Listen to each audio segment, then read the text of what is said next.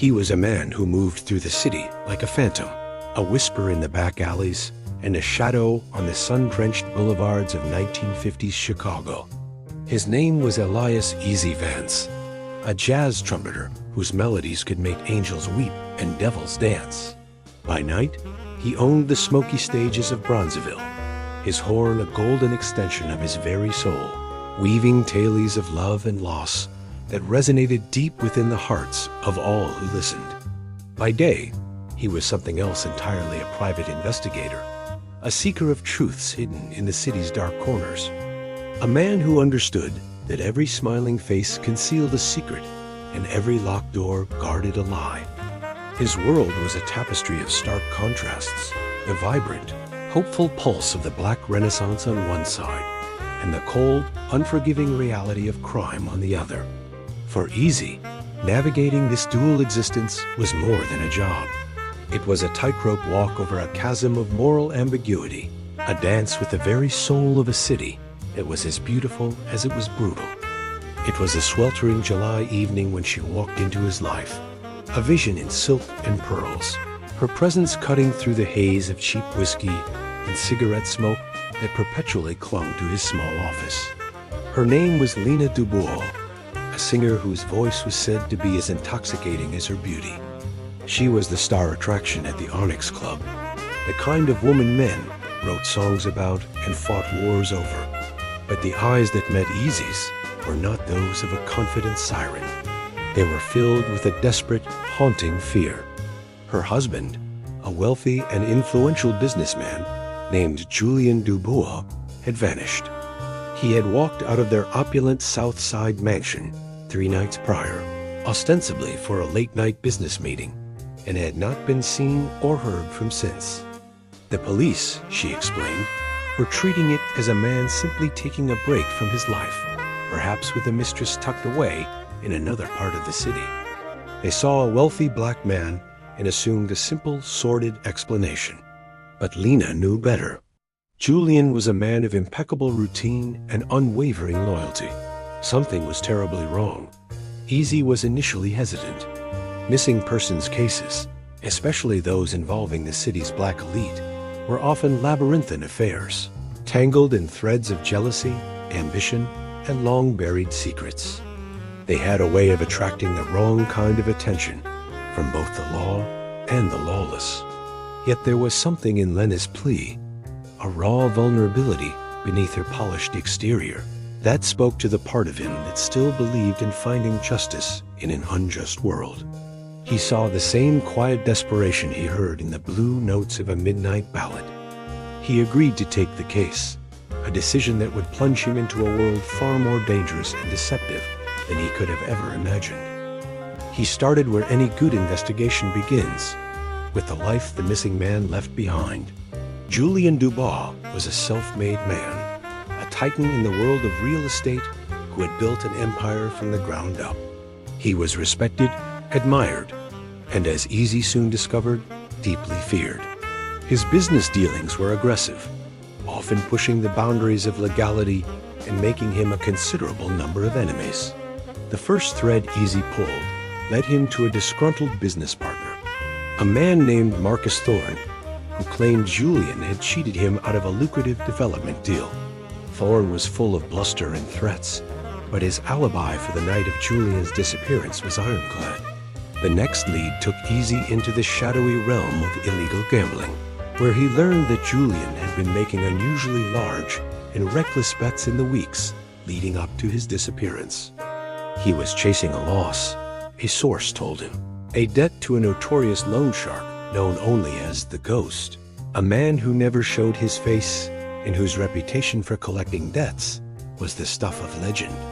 As Easy navigated this treacherous landscape, a parallel narrative began to unfold, one that was far more personal and intoxicating. He and Lena found themselves drawn to one another, their shared mission forging an unexpected and powerful bond.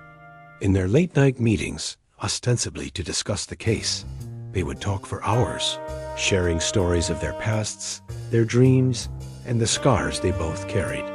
Easy, a man accustomed to solitude, found himself captivated by her intelligence and her strength.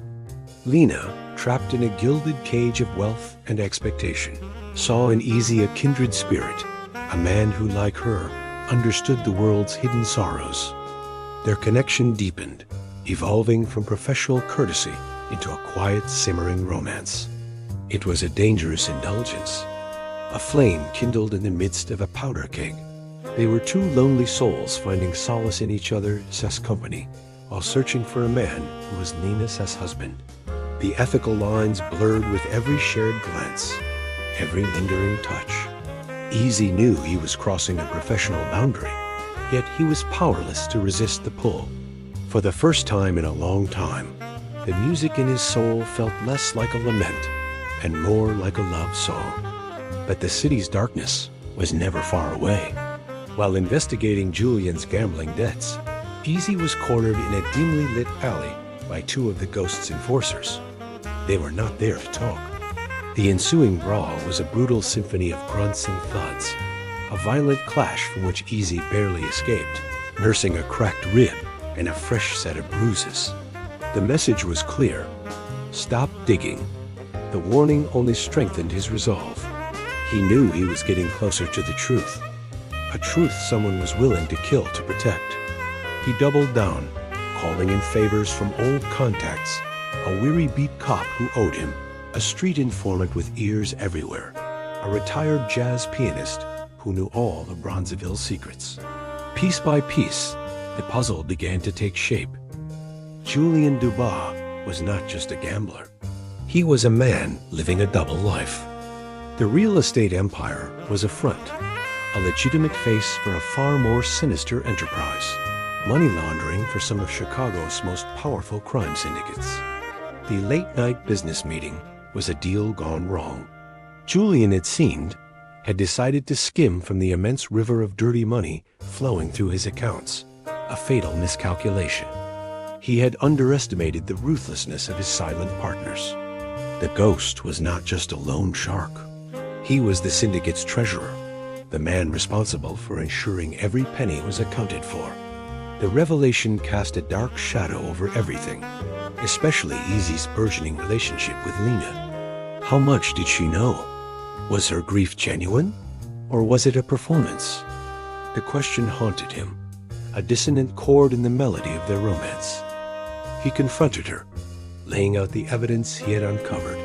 Lena's reaction was one of genuine shock and horror. She collapsed in tears, confessing that she had suspected Julian was involved in something illicit, but had been too afraid to confront him.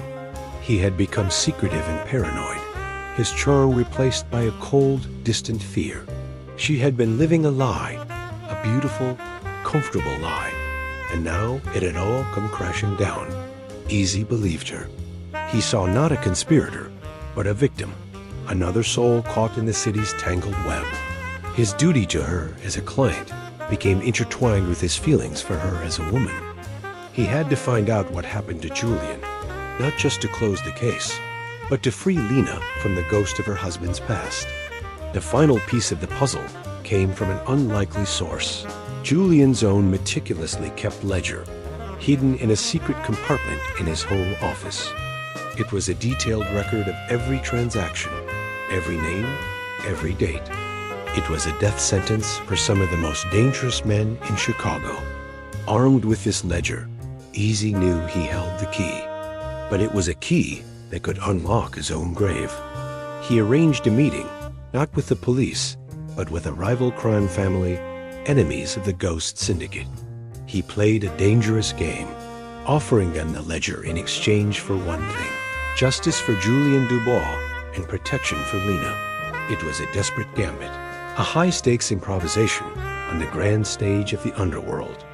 The meeting took place on a fog-shrouded pier, overlooking Lake Michigan, the tension as thick as the damp air.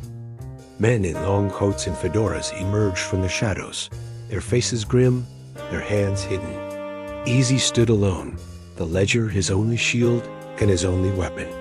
He made his offer, his voice steady despite the frantic beating of his heart. After a long, agonizing silence, the deal was struck. The ledger was exchanged for a promise. Days later, The city's newspapers were filled with stories of a brutal mob war erupting on the south side. The ghost and his top lieutenants were found in a warehouse, victims of what the police called internal syndicate rivalries. Justice, in its own brutal underworld fashion, had been served. Julian Dubos's body was never found, but his fate was an open secret. A cautionary tale whispered in the city's dark corners. The case was closed. Lena was finally free. In the aftermath, she and Easy stood together, two survivors of the storm. The mystery that had brought them together was solved, but the romance it had ignited now faced the uncertain light of day. There was no longer a case to bind them, only the quiet, fragile connection they had forged in the crucible of danger and deceit. In a city built on secrets, they had found a rare and precious truth in each other. As they looked out at the Chicago skyline, the future was an unwritten sheet of music. It could be a bluesy lament for what they had lost, or it could be a soaring, hopeful ballad for what they might build together. Easy Vance, trumpeter and truth seeker, didn't know which it would be. He only knew that, for the first time in a long time, he was ready to play it by ear. Be sure to like and subscribe for more from the Docu-Story cases. Until next time.